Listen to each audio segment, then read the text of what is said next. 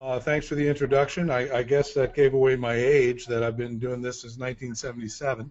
Uh, but indeed, I've been in the automotive business for a long time. And as such, I've taken note of a lot of changes in the industry. One of the most important ones has been the evolution of the smartphone. So that's what we want to talk about today. We want to talk about the immediacy of the new phone process and how this impacts our financial statement. So here we go. The agenda today that I want to cover will be the advent of the smartphone and how it has exponentially changed the customer's ability to measure us from a distance. And that's a key term that I'm going to refer to a couple times. They measure us from a distance. And that businesses who don't recognize and honor this new culture can change, that it can actually damage their customer retention and reputation, not just prevent you from gaining, but it can actually take you down. It can damage you. We're going to talk about what is 1 equals 2. We're going to look at data from 2 million audited calls to measure the caller's journey, if you will, around the country. And then we're going to talk about how your virtual dealership integrates with your bricks and mortar. So don't get left behind. We've got to implement the necessary changes for this evolving market. I'm going to start with a video that I think very reasonably explains the stuff we're going to talk about today. So here we go. Watch this one.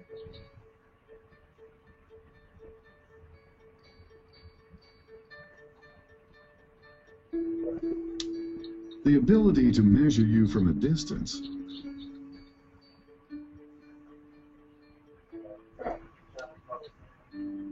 has changed everything.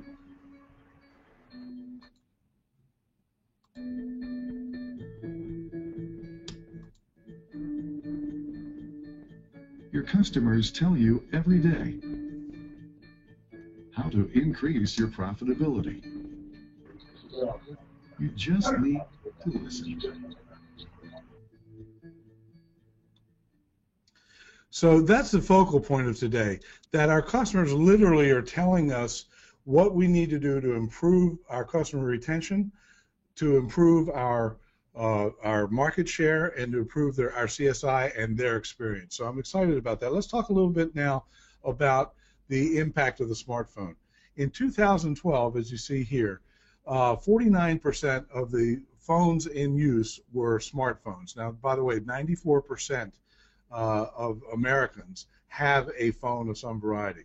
In 2013, it says projected that it would be 57.3%. Actually, in July, we passed the 58% mark, percentage of people that are using smartphones. And it's projected that in 2017 it'll be almost 70%.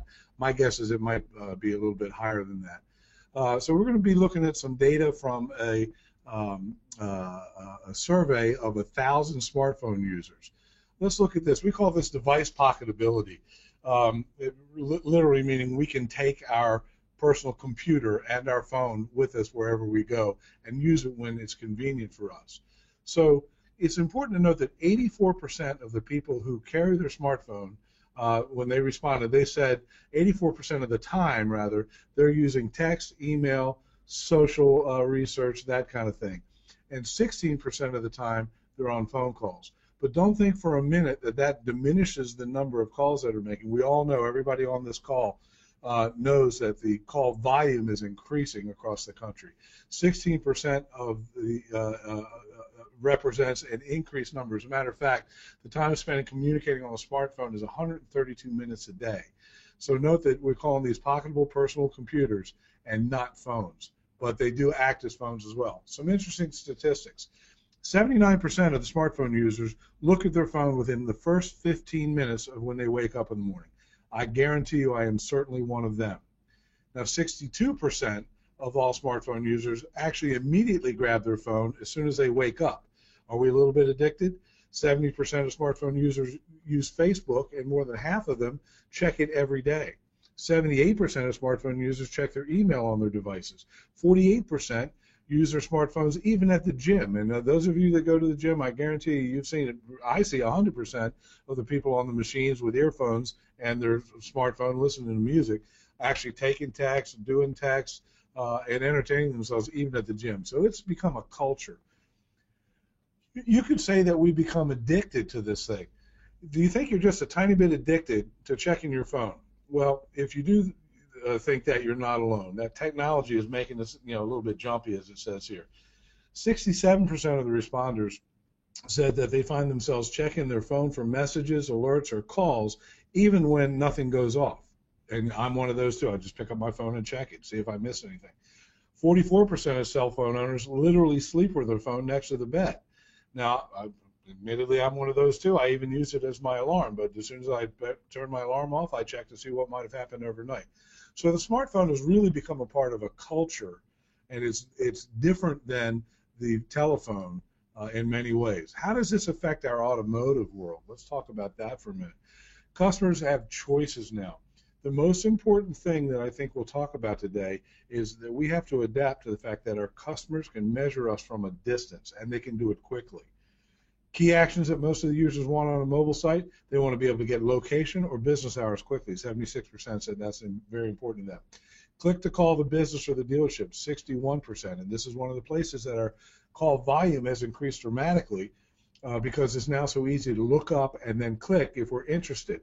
Send an email from the phone, 54%. Download an application to make the site easier, 48%. Looking at social networking, 48%. Playing video clips, 41%.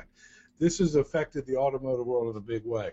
Most smartphone users say they're more likely to make a purchase at a mobile-friendly site, but that they're quick to move to a competitor if they don't like the site. This is part of the way we can actually damage our customer retention, even with existing customers, if we haven't made this experience a good one for them. 3 out of 5 smartphone users say they would quickly move to a different site if they don't immediately find exactly what they're looking for. So it's not enough just to build a mobile optimized site, but the experience has to be top-notch as well. 4 out of 5 said that if they don't like what they find on the site, they'll search another site, meaning that a poor experience is a profit leak. It can steer business to other competitors, and that's an important note. So listen, our dealer reputations are at stake. Dealerships not optimizing their sites can damage their reputation among smartphone using automotive consumers. Now that is a different culture. This is a different group of people that are using this device to gather intelligence, and they expect to be treated differently. About half said they get frustrated or annoyed. These are emotions. Think about that for a second. When they access a site that's not mobile friendly, and I know that happens to me too. If it's not already a mobile friendly site, I move on quickly because you can't use it. And the same proportion said it made them feel like the company or the dealership simply didn't care about them. 1/3 feel like they've wasted their time. So these are actual emotions that are triggered by what they would perceive as a lack of respect. Now, let's talk about the phone call itself. I'm going to play you 2 phone calls. This first phone call is a result of a internet search for a vehicle. I want you to listen to what happens on this call. You know, they have a lot of choices, of course. They're going to go on their iPad, their smartphone, their computer, and they're going to make a selection. Yeah, I was wondering if you still have the little convertible for sale. Little convertible, let me see. Which one was it? BMW? No, sorry, it's gone. Good, thanks. Okay, take care. You notice he said take care after the customer hung up. It's never been easier for a customer now to move on to the next call, to the next vehicle they researched online. In this case, obviously, we didn't investigate the reason they chose us. We didn't look for alternatives. We didn't get customer contact information. We're not able to CRM that call. We're not able to do anything with that call. Apparently, the call handler was just disappointed that it was gone and said so. Now, with your permission, this is a 3-minute call, and I know that's a long time. I want you to listen to what I think is one of the harder calls that results from internet search, and how this was very effectively and efficiently handled. So take 3 minutes of your time and listen to this call and think about how your staff and you are handling this kind of call. Vivo Information, this is Danielle. I can help you. Hi, Danielle. My name's Trudy. I'm online looking at a Prius 3 that is red and gray that has 9,430 miles. It's the year 2012. Do you still have that vehicle? Oh, sure. I'll be happy to check on that for you, Trudy. Just give me one moment. May I ask where you saw the vehicle listed? Several sites. I've been doing the search for about half an hour. All right. Perfect. Perfect. Now, are you One looking I'm for exactly currently that on vehicle is or Car the- Gurus. Okay. Are you looking for exactly that vehicle or the nicest one you can find in that style and price range? The Prius 3 is what I was looking for. Okay. All right. Well, before you do come in, let me just check to make sure I have it available. It'll just take a moment. What is the area code you're Okay. calling? I also want to find out if the former owner was a smoker or not. Okay. No problem. All right. And the number is? I have a phone from the answer. Okay. Perfect. No, I don't give out my number. I work nights. I'm not going to get called. Okay. I will call you if we're interested. No problem. I do assure you of one thing. I would keep it strictly business, only pertaining to this Prius. Is that not a great example of a customer who's measuring us from a distance, but we've not yet earned their respect, and we've not yet earned enough information, earned their contact information. They're still trying us out pretty hard here. And as a reminder, my name is Danielle. And how did you spell your last name, Trudy? Just keep it Trudy right now. All right. No problem. If you're able to hold for just one moment, I'd be able to get you some additional information right now while I have you. Now we took out Thank you. we took out about 30, 35 seconds of hold time right here. Trudy? Yes. All right, great news. It looks like this Prius is still available, and it's not a smoker's car. So are you available this afternoon, or would tomorrow be better for you? Going right for the appointment. Well, I need to talk to my husband about it. The price, does that include all the title and the paperwork to get the plate? There's the title fee is $5, and the documentation fee is $2.89. I can schedule something tentatively for you after you talk to your husband. You can let me know. Is today or tomorrow better? I'm not sure. I haven't talked to him yet. Okay. Is that price negotiable at all? Anybody ever heard a customer say that before? Given any space at all, a customer will always ask if the price is the best price, even if they've been online all day and they know it's the best price they've seen. So how do we handle that when it comes up? Well, I'm glad you asked. It's always knew that there had be a better process for buying the used cars. So one thing he did was he asked our clients what they prefer. And one thing they said, Trudy, is that they rarely enjoy the process of going back and forth and negotiating. So we listen, and now we offer our best prices online and on the window of every pre-owned vehicle and call it negotiation-free smart pricing. So Okay. do you have a pen handy? Yes. All right. Let me give you my direct contact information because I know that you said you had to talk to your husband. All right. We'll call you back. All right. I look forward to Thank hearing you. from you. Bye, Trudy. Bye. Okay, we used that call because it was a tough call, but it was a great example of a customer that is using the internet to do their research. She said she spent a half hour online. This call handler respected the amount of time this person put into it, respected that she wanted to stay anonymous, provided all the information that she could. And I think the quality of that call matched the requirements of the new customer that we've been talking about a lot. So at this point, I want to introduce you to our guest speaker, if you will. This is Richard Bastillo, who's the general manager of Rick Case Honda Davie, always in the top 5 Honda dealers in the country, and for recent years has been the #1 in profitability across the country. Richard takes this stuff very seriously, and I wanted to make sure we get his input into what's going on here today. Richard, together, let's look at the 2 million call report. Now, for everybody in the audience, what we're going to review is 2 million calls blended from all manufacturers, audited calls that happened in the last, I guess, 7 or 8 months. Pardon me. And I want you to look at kind of the state of the union together with Richard and I, and consider how you would react and how you might compare to this data. So down here in the corner, you'll see we had 200, a little over 2 million total calls. Up here in the sales department, 722,000 audited calls. Of those calls, and these are calls by department requested, so these are all calls that asked for sales, one of these departments. 22% of them set an appointment, so a little less than 1 in 5. Note a big variance here, and we'll talk about this with Richard in a second. In the yellow over here, only 426,000 of the callers connected and spoke about buying a car. Think of that, connected and spoke about buying a car. We're going to talk about that in a minute. In fixed operations, almost 1 million callers, 40% set an appointment on the inbound call, but just a little over half of the total calls were about either a price or an appointment. So we said 81%, a much better success rate here. The thing I want you to measure here, for those of you that watch fixed operations, is the difference in the volume between over here and over here is customers calling for status updates in service. Is my car ready? Is my car ready? I think we would all agree that that is not a call we want to have the customer to have to make, and we want our team to reach out to the customer to reduce that difference. Because when we talk to them about an appointment or a price, 81% of the time we set them.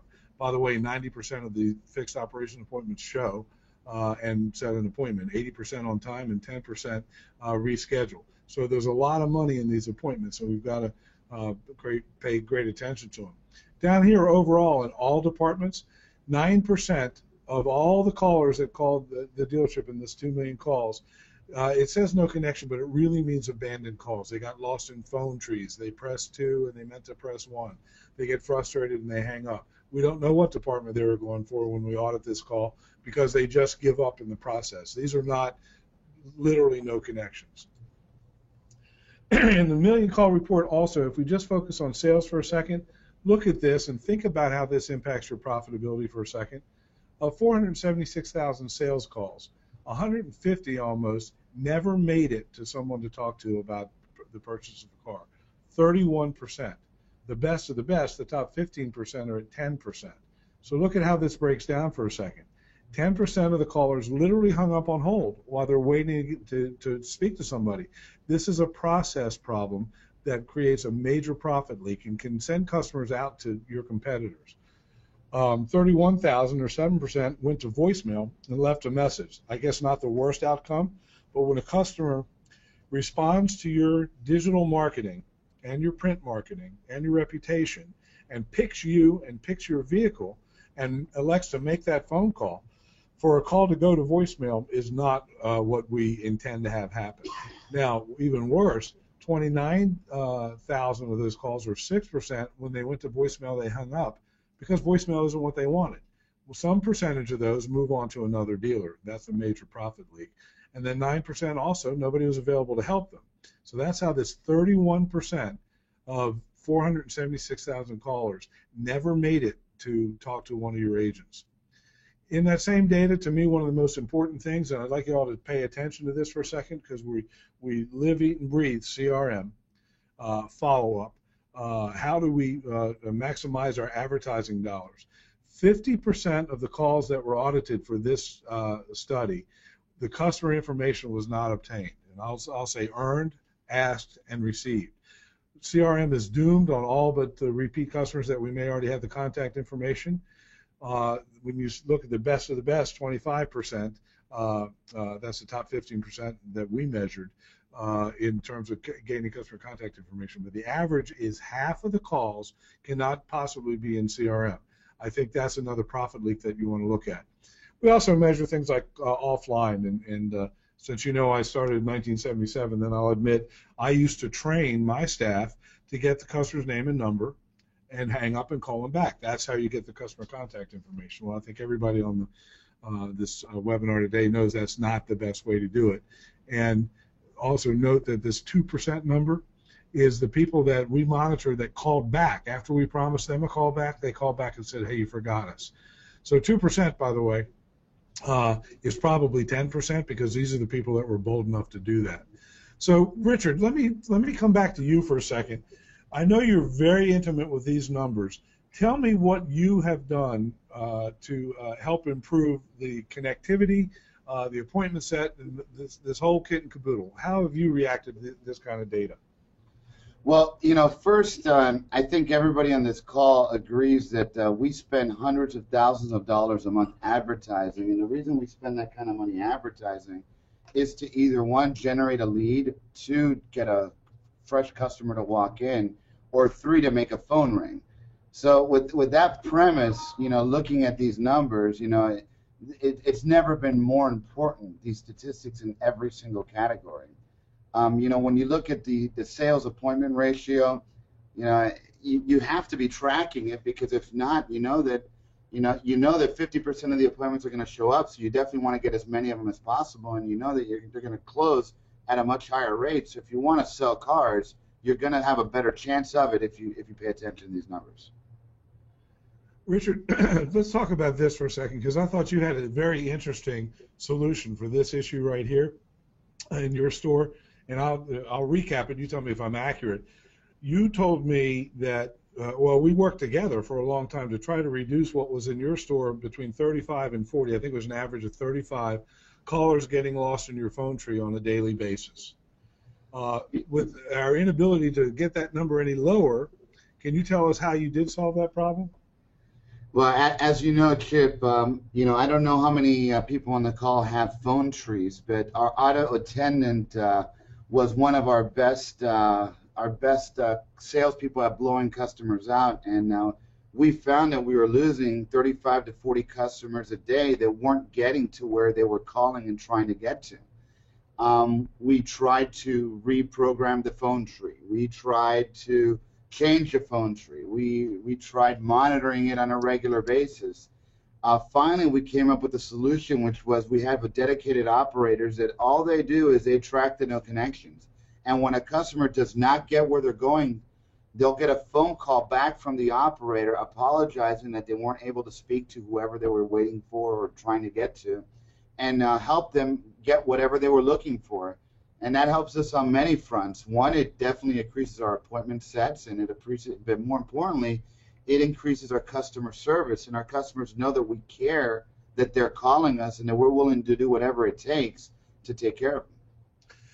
Richard, if you'll let me, I'll share the data that you and I reviewed together. You said on an average of 35 no connections per day that you were able to set 20 appointments on the outbound warm transfer back to the department that was requested, and I have here that 15 of those 20 on an average daily basis were fixed operations and 5 were sales appointments.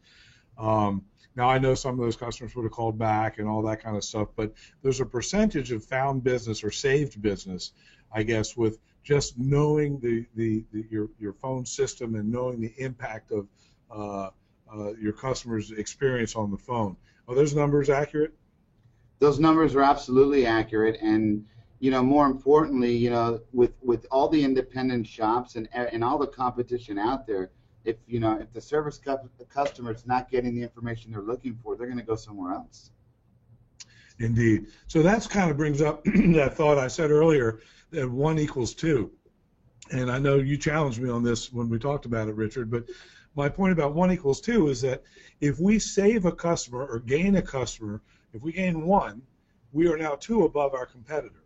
If we can make that differentiator, they lose 1, we gain 1. That's a market share impact. Tell them what you said when I said that, Richard. I think you're lowballing us like a good car guy. The reality is, 1 equals a lot more than 2. It could equal 7. It could equal 10, 15. The average customer buys 7 cars during their buying cycle. That's not even talking about how often they're going to service you, buy parts from you, and come back to your dealership. So I think that you're being ultra conservative with the 1 equals 2. So the point here is, whatever you measure that value, think about every saved customer as being exponentially more valuable than it appears to be. So, Richard, real quick, what when you looked at these numbers for you, how did you respond? We know what you did with the customers not reached. How did you respond to the data like the customer contact information not obtained? Well, we had a BDC, and we realized that the operator wasn't going to be able to, wasn't getting us all of the data that we wanted. So what we did was we we went to a BDC and we started to train our BDC on a couple things. First is we wanted to make sure they identified themselves, and we gave them scripts on making sure that every customer that called knew who they were talking to. Secondly, what we did was we made sure that we got the information from the customer when they called, and we knew that we can't set them an appointment if we don't know who we're talking to and how they heard from us. So we have very detailed scripts. We train on the scripts every day. Training's like bathing. If you don't do it daily, you start to stink, and little by little, we started to see the numbers come up. What percentage would you say of your phone calls were previously entered into your CRM compared to the number of calls that go into your CRM now? Now you're trying to embarrass me in front of all these people. It was, unfortunately, it was a lot. I mean, we were bleeding. Customers were calling in, and we were just giving them, we were an information center instead of a car dealership, and it cost us a lot of money prior to us really drilling down on all these different matrices. Richard, would you mind sharing with me as we go into this kind of what would Richard do we're talking about, would you mind sharing with me when I brag about you as being the number one profitability or number one in profitability in Honda in America, how did you get there? How long have you been there, and how does number 5 become number 1? Well, I mean, you know, the first thing that we do is, you know, we treat our dealership as one dealership. So we don't segment everything as departments, and we fully realize that that the customer is by far the most important person, and we know that if we give them quality service in every aspect of their experience, that not only will we be able to earn their business once, but we'll be able to earn it time and time again. Now, when you look at the whole digital and the smartphones, you know, that's a different question, because the reality of it is, you know, everything's evolved quite a bit over the last 5-6 years since I've been with Rick Case. You know, when we first got here, internet was important, but we quickly realized that mobile was the fastest growing segment. And we know that video converts 6 times better than a pay-per-click, and that was great, but when it came to mobile, it was just a whole different animal. So we realized right away that people use mobile devices for 3 reasons. They either first want to check your inventory, second, they want directions on how to get to you, or third, they're going to call you. So once you knew that, we set up a mobile platform that kind of made it easy for the consumers to get those 3 things done. And then from there, the training took place where we could actually convert those calls or those leads into sales, which ultimately led to a very good ROI. You know, I was fascinated yesterday when we were rehearsing, basically, and talking about this. We discussed, or you pointed out that the customer that's using their smartphone, their mobile device, your mobile applications, has created a higher demand. They have higher expectations of you and of the dealership and of the experience than the customers that maybe are not so internet-based, or they're not using their personal computers, and they're just doing the phone calls like we used to do. So is that your experience? Do you think that the demand of the customer that uses this is a higher demand than it ever was? Listen, there's no doubt about it, Chip. You know, the internet has definitely increased the level of play at the dealership level. You know, salespeople have to be more trained and more educated on the product and on processes than ever before. You know, I don't think that the internet has cost us anything. In fact, I think the internet's made us better. Now the consumers have the information that they're looking for. Now, how we reinforce that information when they contact us, now that's a different question, and that's what's going to separate a good dealer from a bad one, is the one that can actually translate what they see online to what they see when they come in the store. Indeed. And, you know, you're talking to a guy here that was in the business at a time when we put in the big Sunday ad that we hope would drive traffic on Monday. We put in the big Thursday ad that we would hope that would drive traffic to the showroom on Saturday, and that's how we lived. The customer is completely different than that now, and once again, I emphasize that they're able to measure us from a distance more and more. Let's talk about, Richard, if you will, how the bricks and mortar kind of work with the virtual dealership at this point, because would you agree that the handoff has to be a consistent presentation now? Absolutely. And, until they can figure out a way to put a car in a box and ship it, this is going to be very important as far as effectively dealing with a virtual dealership and selling cars. What we do that's worked for us is, we have dedicated phone people in our BDC that do just that. They're dedicated phone people. And what they do is they TO that to a lead, which then goes to my internet department. And my internet department communicates directly with the sales department and the management team so that when the customer comes in, what they were told online, what they saw online, what they saw on their phones, they're going to see it when they come into the store, so there's no disconnect. Consistent experience between the virtual and the bricks and mortar. Absolutely. I had an interesting experience. One of a dealership that I work with, or a group of dealerships that I work with, had built a centralized BDC. And by the way, yours is a true BDC, not cradle to grave. Well, I say that's not true, but you set the appointments for your salespeople in your store, right? Yeah, my opinion on that is that I think that the people that make the appointments should be experts at making appointments and getting information from the customers, and and that's their job. They're not here to sell cars; they're here to sell appointments. The salespeople are trained and they do quite a bit of product training so that they can actually build value in the vehicle and deliver that that OEM quality experience. And I will add to that in my experience, there's a number of cradle to grave call centers that we work with that do a great job. There's a 700 car Chrysler store in Florida that is cradle to grave. Several up in we work with several that can work with too. It has its own challenges, as does the appointment setting BDC. But we're talking now about how the smartphone increases the size and scope of your virtual dealership. So, no matter how big your bricks and mortar are, and Richard's is huge. He's got a big, he's got a gas station. He's got a place to get your hair cut. You can get your nails done. You can get, I don't know, there's 4 or 5 buildings plus a high-rise parking garage. It's huge.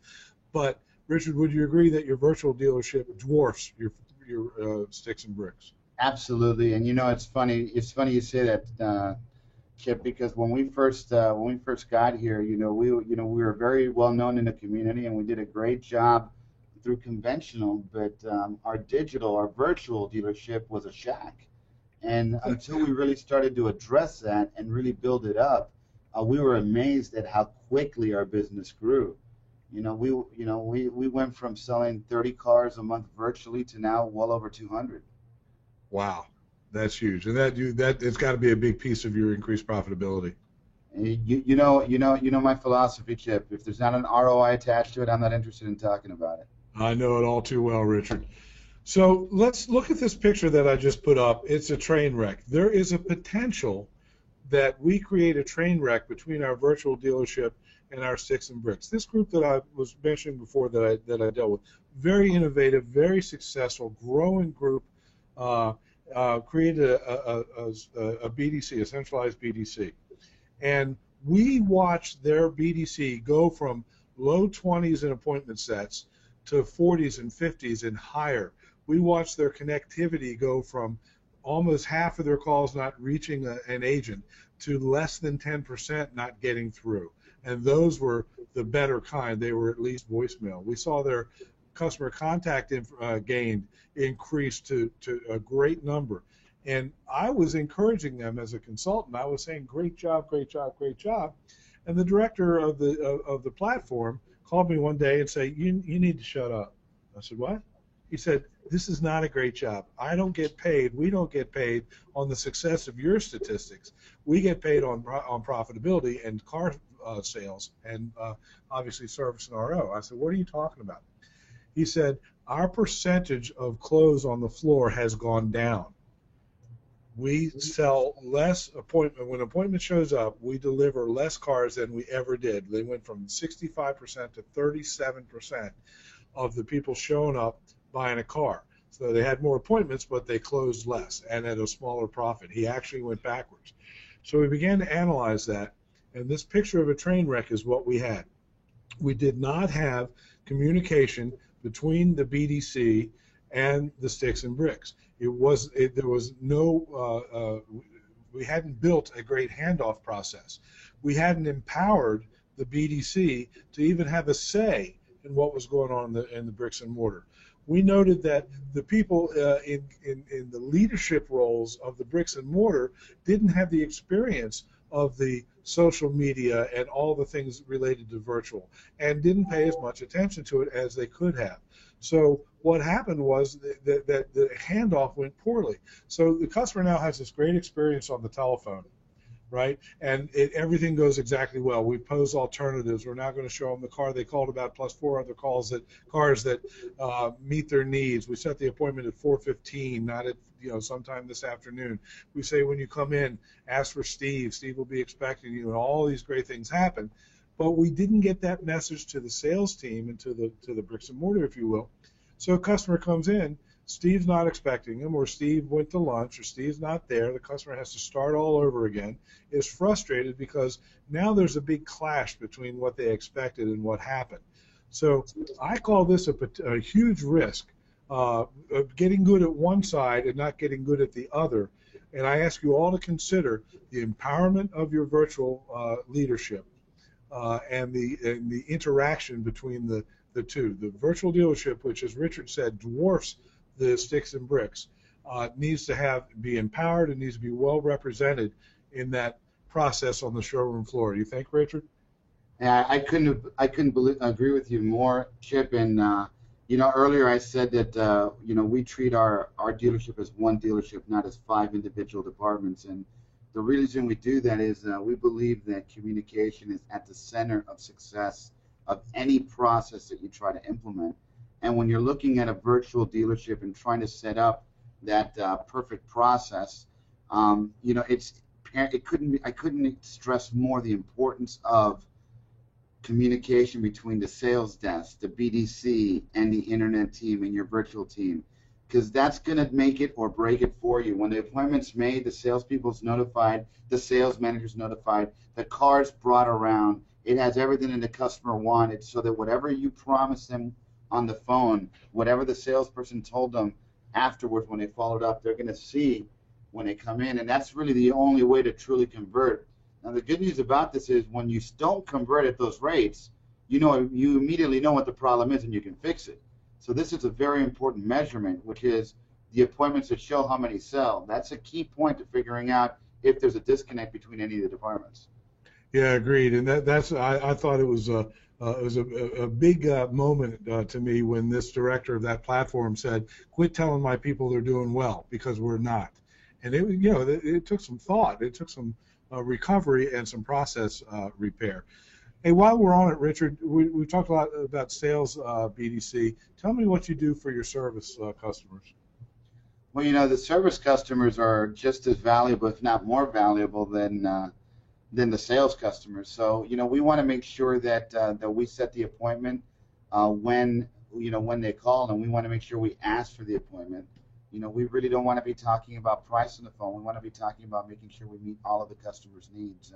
We're currently now implementing a BDC for the service department that'll be able to do exactly what we do on the sales side on the service side, and Chip, you're helping me with that. So little by little, service is a big part of our business, and it's one of the major pieces to our profitability. So paying attention to the phones on service, I think, are just as important, if not more important, than the sales side.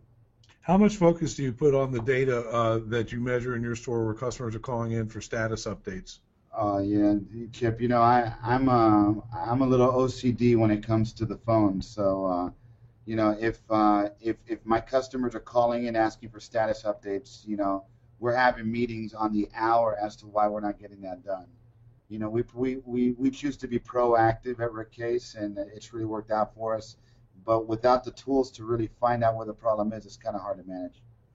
Are you using any online appointment setting process? Of course, yeah, absolutely. On our mobile site and on our website, we want to give the customers the ease. In fact, we'd rather them not call, because so many things can go wrong if they do. So I'd much rather have them go to my website, and we constantly market that they can go to the website and set the appointment right then and there, so that all our BDC has to do is confirm that appointment. That's one, and the smartphone comes into a big play there. I don't know. I don't have any statistics on what percentage of appointments are set on the mobile device, but I'm sure it's significant and growing.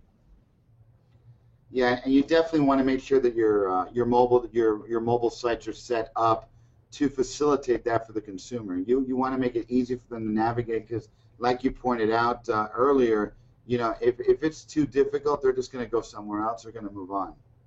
Indeed. And when they move on, and I don't want to beat a dead horse here, but when they move on from service, they slip out of your circle, they slip out of the buying cycle, and they slip into somebody else's. So again, 1 equals 2, or as Richard says, 1 equals 7 or 8 or 9. So every part of this this ability for a customer to measure us and engage with us from a distance has to be the focus every day. And I'll go out on a limb here and say that at least many general managers are sort of like me. I came up in a non-digital world. I really do know how to run a dealership from the sticks and bricks, but I'm clueless when it comes to operation of the virtual dealership. So if I were back in the business today, I would have to empower someone who could keep me on track in both fixed operations and variable operations to make sure that I don't create this train wreck that we're looking at. So we talk about empowerment of the virtual dealership is one of the keys to success as we see around town. And Richard, you have empowered managers. Can you share a little bit about them? Well, you know, whether it's social media, whether it's whether it's internet, or even my floor managers, all of my directors have admin access on all my social sites to be able to post. Every manager in every department is fully, is fully trained, and they all know, of our core culture and philosophy and can make decisions. They don't need to work on it. We spend quite a bit of money sending everybody to training so that when we implement a process, everybody knows and understands why we're doing it and how it's going to work.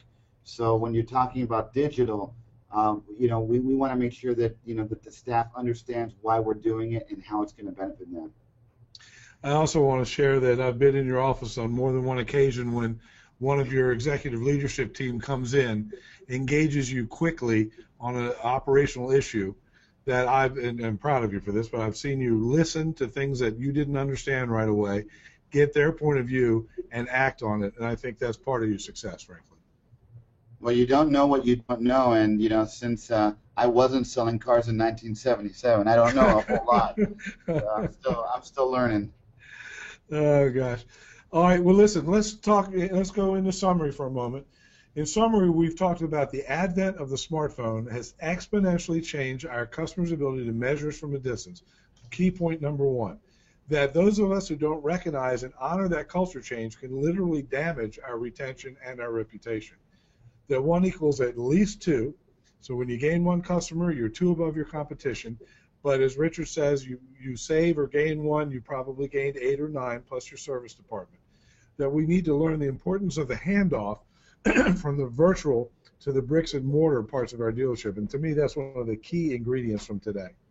And that we have to consider that often the leader of our virtual dealership is not empowered properly to help us run the bigger segment of our business. And we have to not be afraid to make changes. We have to respond to this culture immediately. So at this point, I'd like to scare you with a couple more pictures and then ask for some questions from the audience. We'd be happy to answer any that may come up. I'll count on Aaron and Charlie to communicate to us. So if you have any questions, please let us know. I'll point out also while we're waiting that you'll see the email addresses there for Richard and phone number for me as well. Happy to engage individually with anybody who would care for us.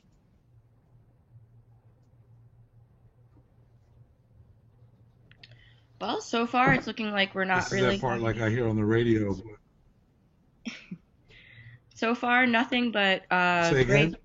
So far, we have no questions, just a lot of great webinar comments and things. Actually, here one just came in. I'm not sure. This one is just, what do you think about mobile? I'm not sure Well, I hope we address what we think about mobile, because the answer is we think it is the culture change that we're in right now. And Well, I'm sorry to interrupt you, Chip. I think there's something to add there that I definitely should bring out when you're talking mobile, since we all know the importance of it and how fast it's growing. Is that there's definitely two types of marketing. You have your digital marketing is segmented into mobile marketing and also into PC marketing. And it's very important that when you're doing your ad plans and your marketing that you segment it to both and you pay attention to both, because they reach two very different customers and you need to approach them in a different way. Indeed, we didn't talk about the separation between mobile and traditional internet and PC. You make a great point. And we just had Ian. He is actually listening from the UK, and he just would like to say it was a great webinar. So well, thank you, Ian, and thanks for listening from so far away. Thank you very much. Okay, I have one for Richard. Does RickCase have a phone app? If so, how do they use it, and how successful is it? When you say a phone app, do you mean like a mobile downloadable application? I would imagine. Correct. And the answer is yes, we do, and we have both. We have the mobile site, and then we also have the dealer app. The advantages of the app over the mobile site is that you can push information to your customers through SMS and other marketing ways. So it's important. It's important that you have multiple bullets in your gun so that you can reach all of your customers. Okay. Here's another question from Gary. Does your BDC do outbounding? Yes, we do. And as much as I can take away from my salespeople, I do, because it's been my experience that salespeople do not always do what they're supposed to do when they're supposed to do it, despite despite the managers working on it on a regular basis. So our BDC does do outgoing as well, and whenever we do promotions, we have them call customers who have a likelihood to come in and buy. Is that appointment confirmations for both fixed and variable as well? Yes, it is. Good. One of the things I didn't mention before, but we know that appointment confirmation for both departments dramatically increases the show ratio and the quality of the appointment.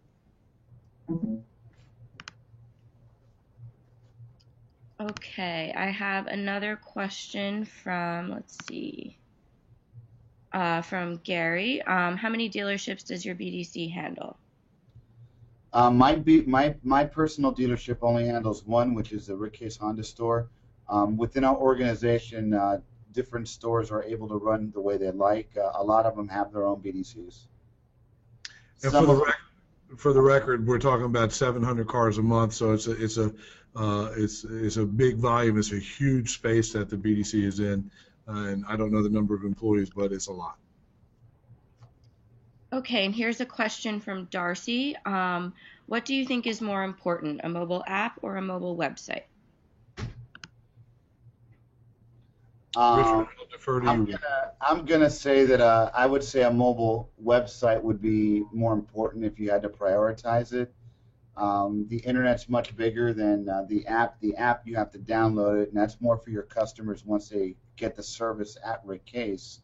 The mobile site is going to give you the ability to reach a broader group of people. So I would say mobile. Good answer. Great answer. Okay, it looks like that's about it. We're just getting a lot of great webinar comments. Looks like everyone really enjoyed it, so that's wonderful. Well, great. Thanks for having us today. Richard, I really thank you for taking the time to rehearse with us yesterday and to jump in today. I think you added just a ton, and I'm hoping that we made a difference for everybody that listened in today. Thank you all for coming. Thank you for having me, and if you guys have any questions, please feel free to shoot me an email or give me a call.